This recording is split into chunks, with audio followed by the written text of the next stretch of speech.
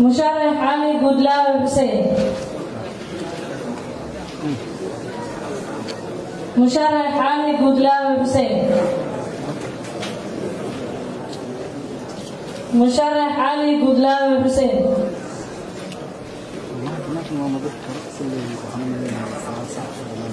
مشرح علي قدلاوي حسين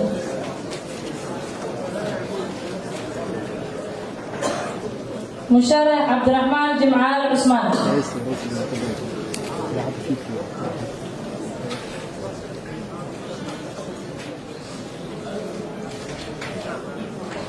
مشرح علي قدلاوي حسين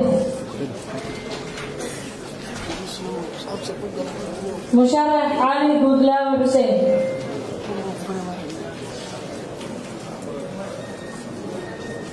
مشرح عبد الرحمن جمعال عثمان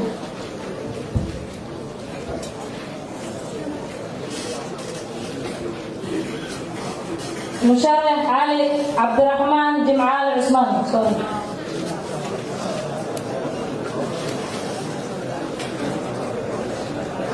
مشرح علي قدلاوي حسين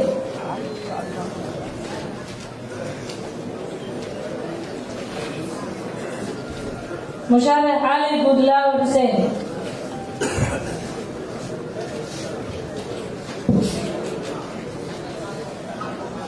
مشرح علي قدلاوي حسين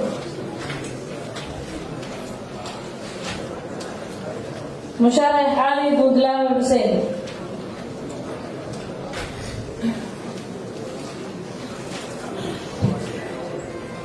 مشرح علي قدلاوي حسين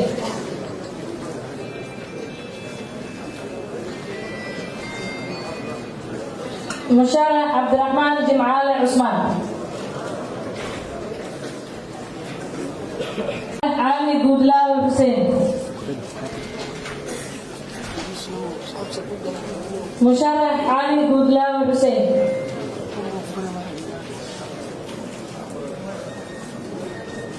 مشرح عبد الرحمن جمعال عثمان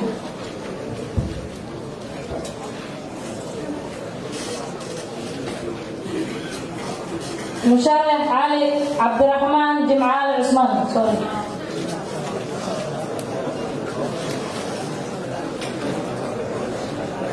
مشرح علي قدلاوي حسين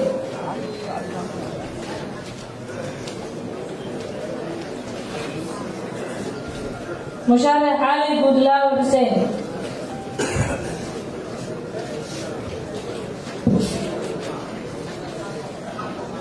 مشرح علي قدلاوي حسين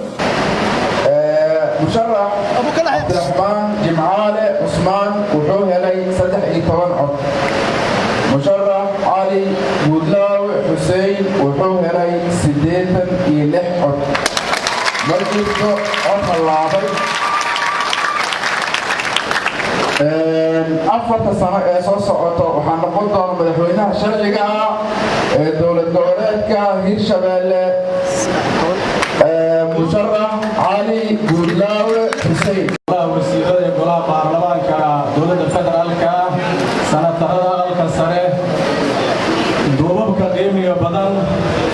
baarlamaanka dowlad goboleedka Hirshabeelle iyo golaha wasiirada dowlad goboleedka Hirshabeelle saraakiisha ciidamada qalabka sida qaybahooda kala duwan marta sharafka qiimiga badan guud ahaan inta ku sugan halkan waxaan ku salaamayaa salaamta islaamka assalaamu calaykum wa rahmatullaahi wa barakaatuh بعد السلام هذا يا أبو فرح سنهاي مالتا نسيت نوصل جبجبودو نبتقلي أبرسيس كسعودي مدة لبضة بلوضة الله يعلم هذا علينا ونبتقلي نومو دمي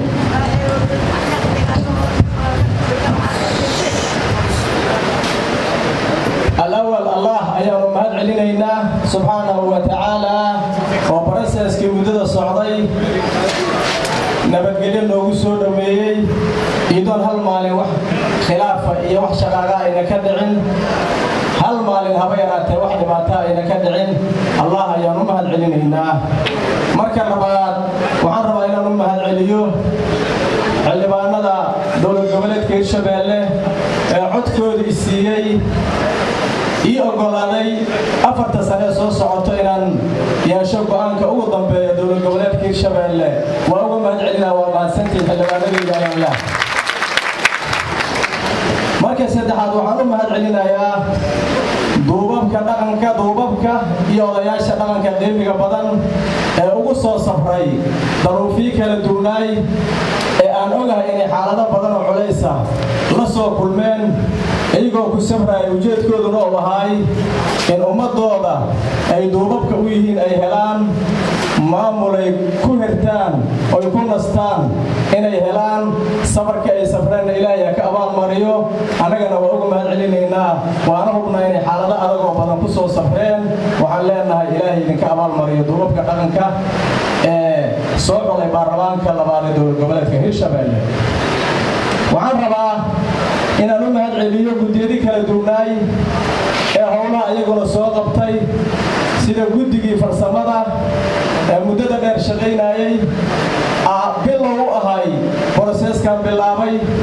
waxaan leeyahay guddigaas waa dadaasheen waana mahadsantiin ummadiinana shaqo mug leh oo muuqata ayaad u qabateen mana la ilaabi doono Ilaahay idinkana idinka abaal mariyo ayaan leeyahay waxaan rabaa inaan asigana u mahadceliyo guddigii doorashada guddoonka baarlamaanka dowlad goboleedka Hirshabelle ee iyaguna soo daadiyay ilaa guddoon baarlamaan ee baarlamaanka dowlad goboleedka Hirshabelle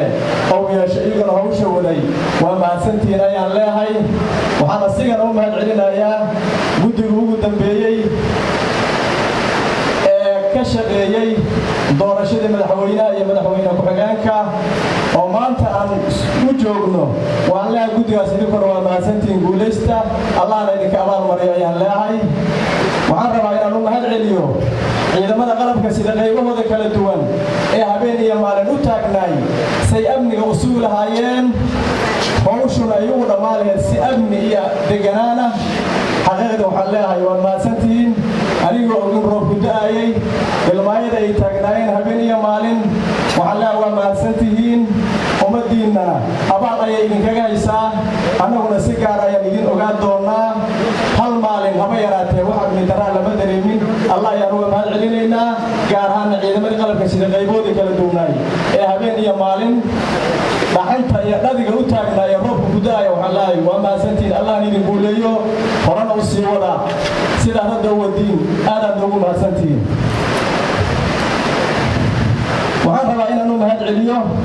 bulshada qaybaheeda kala duwan ee qayb waliba meeshii uga aadaneed ay ka qabatay hadday martigelin tahay hadday talo la soo jeedihaya tahay iyo hadday toosin tahay bulshada qaybaheeda kala duwan ee ku nool dowlad goboleedka Hirshabelle waa uga mahadcelinaya xaqiiqdii processka qaybta ay ka qaateen oo qayb mug leh xaqiiqda waxaan leeyahay waa bulsho bisil waa bulsho ka go'an tahay inay horumar gaaraan khayrkoodna ay wax la qaybsadaan waxaan leeyahay bulshada ku nool dowlad goboleedka Hirshabelle waa mahadsantihiin waxaan rabaa inaan u mahadceliyo dowladda dhexe ee processkan intuu socday sida dhow ula socotay talooyin wanaagsan oo wax ku oolana ka geysatay waxaan leeyahay madaxda qaranka waad mahadsantihiin waajib idin saareed gudateen waan idinkaga mahadcelinaynaa sida dhow ula socoteen iyo talooyinka wanaagsan oo ka geysateen in ummadda ku nool dowlad goboleedka Hirshabelle ay hesho maamul ay idu leedahay waa ka mahadcelinaynaa waxaan qiraynaa haba yaraatee wax faragelina dowladda dhexe inaan ku yeelan dhisidda maamulka dowlad goboleedka Hirshabelle waxaa tashtay oo maamulkan dhistay si madax bannaan ummadda ku nool dowlad goboleedka Hirshabelle ay ugu horeeyaan duubabkii soo xulay baarlamaanka dowlad goboleedka Hirshabelle waxaan leeyahay waa ku mahadsantiin dowladda dhexe talada aad ka geysateen iyo ka warqabka aad ka warqabteen sida hawshu u socoto waxaan rabaa inaan u mahadceliyo beesha caalamka guud ahaan howla ay ka hayaan Soomaaliya gaar ahaanna dowlad goboleedka Hirshabelle waan uga mahadcelinaa iyagana idinku aad u mahadsan waxaan rabaa codsi waxaa iga ah guud ahaan ummadda Soomaaliyeed gaar ahaanna ummadda ku nool dowlad goboleedka Hirshabelle dal iyo dibad meeshay ka soo jeedaan ummadda ku abtirsato dowlad goboleedka Hirshabelle inay gacan iga siiyaan مسؤوليتان ولسكيدا له